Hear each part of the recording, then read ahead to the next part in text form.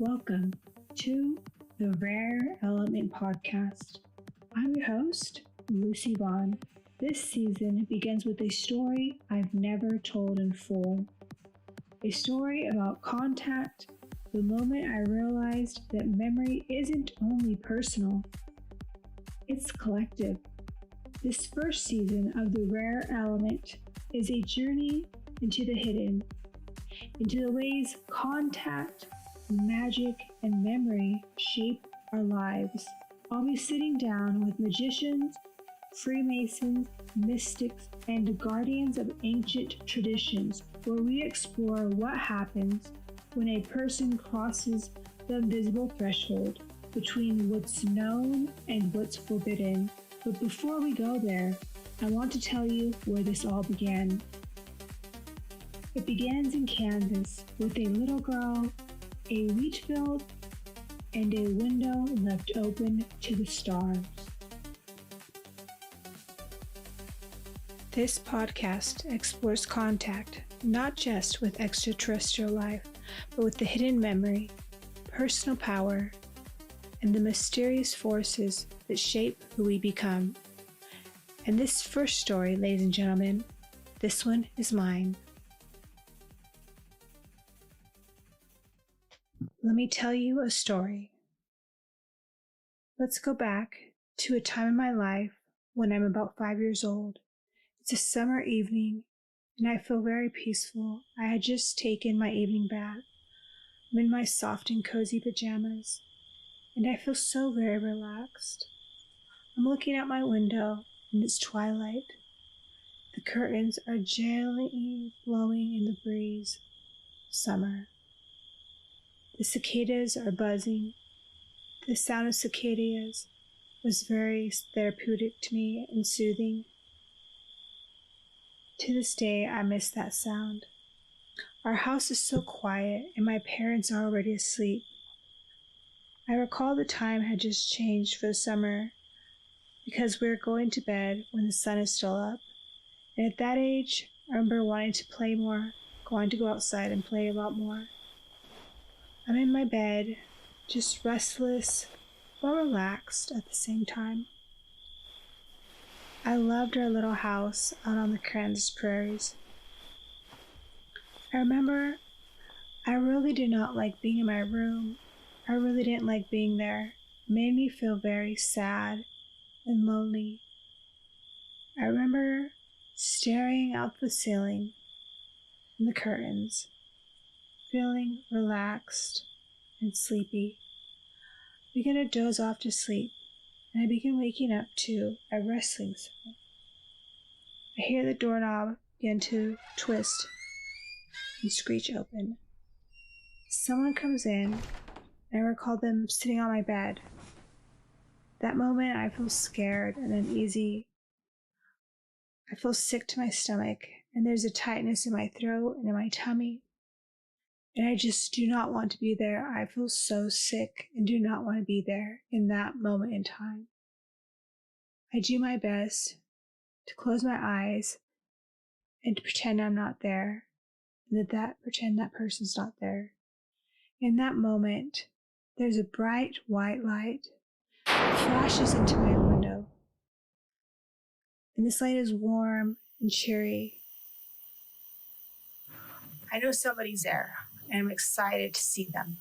There's a bright flash, even brighter than the light that's already showing.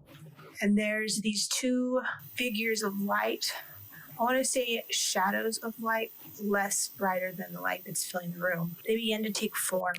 One is very tall figure.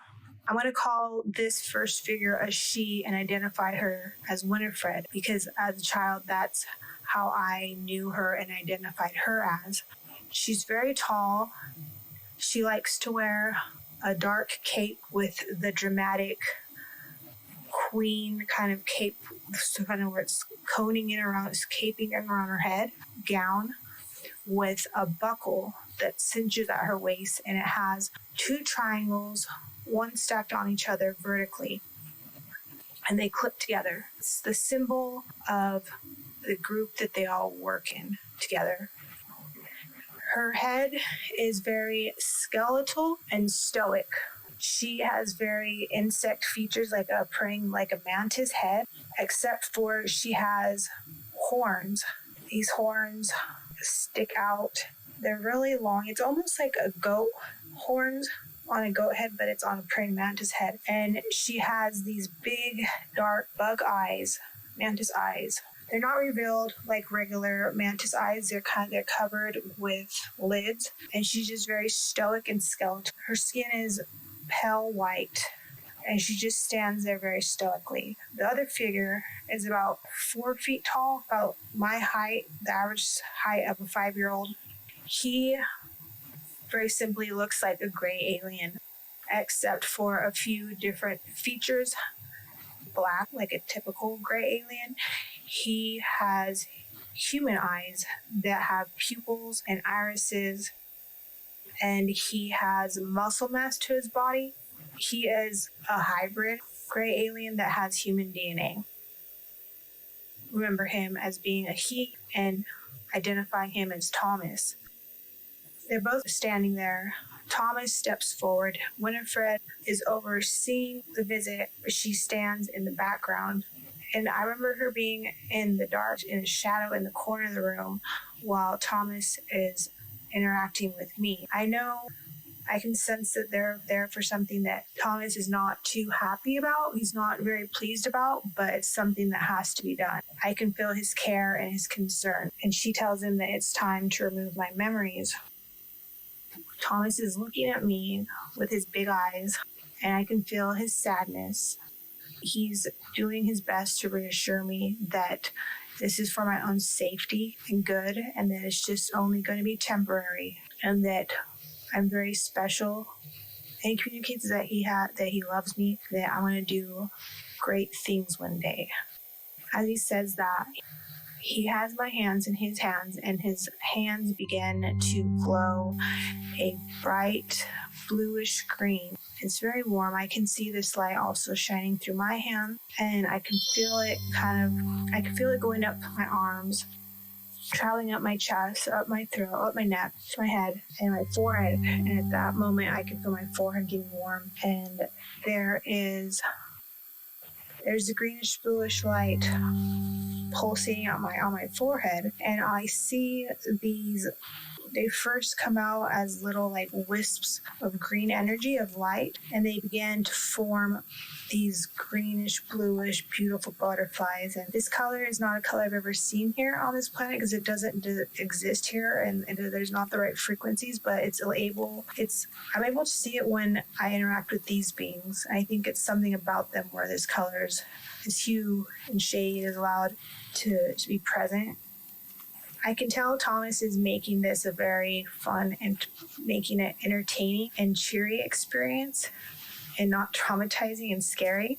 So he opens his mouth, and the little wispy butterflies flow into his mouth. It makes me giggle, and then he swallows them, and then they go into his belly, and I can see his belly glowing with the little flickering light, green bluish light in there, with the butterflies floating around. And he always had his way of making things fun and cheery.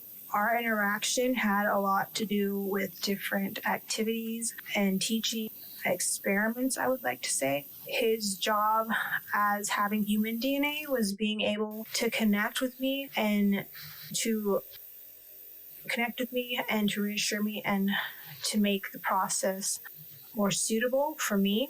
And that's kind of why Winifred would stay in the background, because her nature was more cold and sterile. Her beings don't have that emotional human connection that the gray alien hybrids are able to have with us humans. I start to feel lightheaded, feel really tired and exhausted. I remember kind of my body starting to slide down onto the floor. I remember whispering to him, "I don't want to forget you guys." And then I forgot, or at least I thought I did.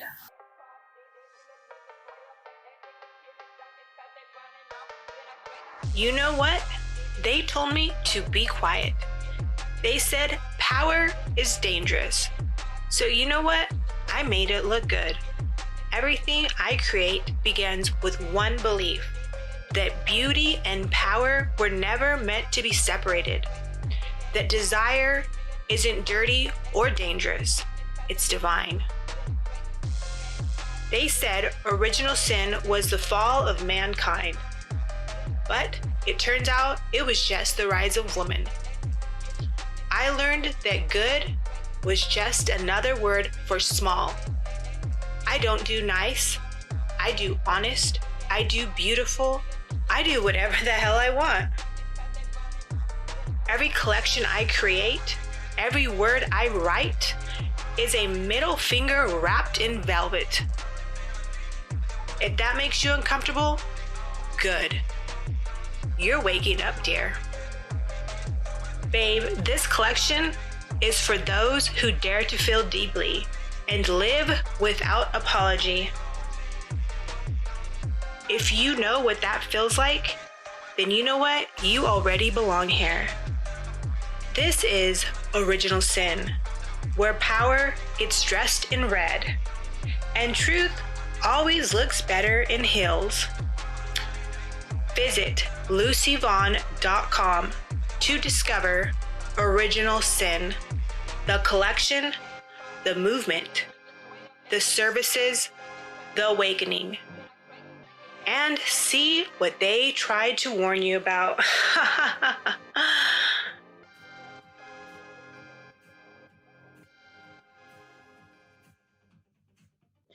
The forgetting was not peace. It was silence. It was like a hollow space I could never quite name. When I tried to tell my family, they told me it was a dream, that it was not real. When I said it wasn't, they said I was imagining things, that I was delusional. Yet, I knew something had happened, because in my dreams, they kept coming back. The same light, the same faces, the same feeling. That same feeling that I was being watched. It took me years and lots of therapy before I could see things differently. Maybe they weren't just visitors. Maybe they were watchers. Every culture speaks of them. Angels, guardians, the hidden ones. The Masons have their own symbols for them. The magicians call them intelligences. But maybe they are all the same presence. The unseen eyes that appear when something important is about to awaken. If I was being watched, then maybe the real question isn't why me? Maybe it's for what? Because what followed that night wasn't fear.